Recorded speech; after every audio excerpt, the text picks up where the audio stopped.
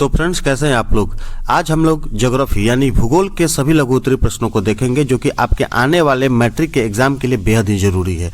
एक एक प्रश्नों को आप ध्यानपूर्वक सुनते चलेंगे और देखते चलेंगे ताकि एक एक प्रश्न आपके दिमाग में सेट कर सके। आप एक बात को समझ लीजिएगा कि अगर आपको कोई प्रश्न मिलता है, प्रश्न को आप अपने भाषा में लिख सकते हैं, बशर्ते कि आपका जो प्रश्न का जवाब है वो सही होना चाहिए। तो चलिए हम सभी प्रश्नों को ध्यानपूर्वक देखते हैं और समझते चलते हैं।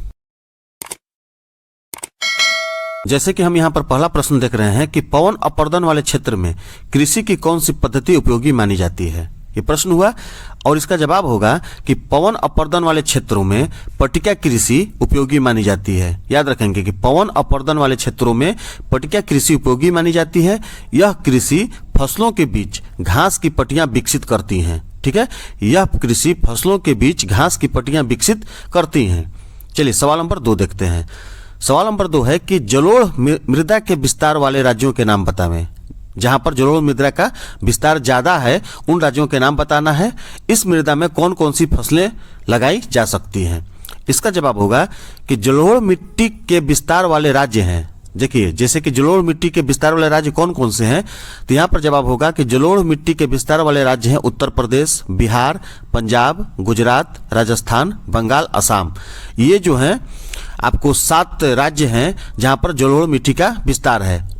उत्तर प्रदेश 1, बिहार 2, पंजाब 3, गुजरात 4, राजस्थान 5, बंगाल 6 और असम 7। क्लियर है।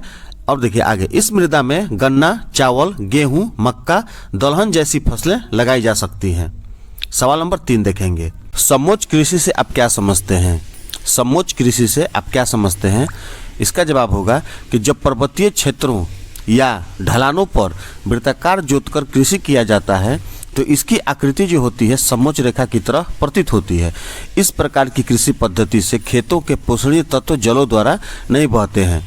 इसी को समोच्च कृषि हम कहते हैं। सवाल नंबर 4 है कि लोहे के प्रमुख उत्पादक राज्यों के नाम लिखिए।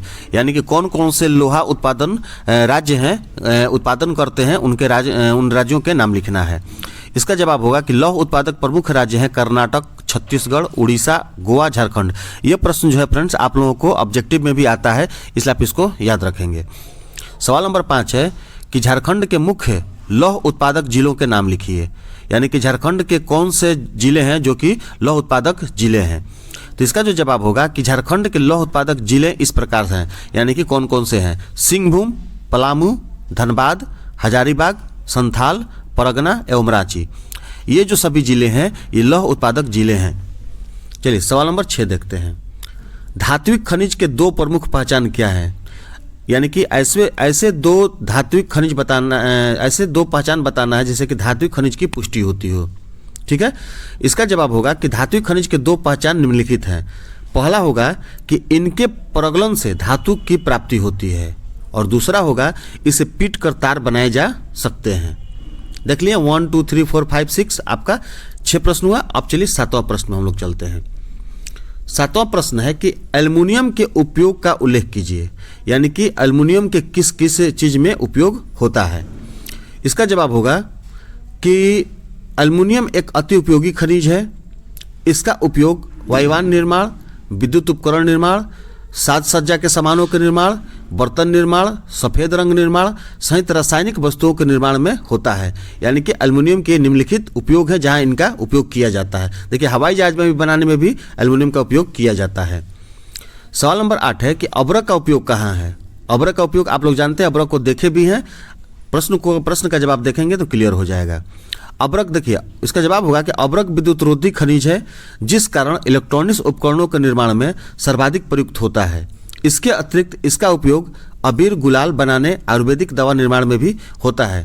फ्रेंड्स ये जो प्रश्न है सभी VVI हैं, आप इनको याद रखेंगे।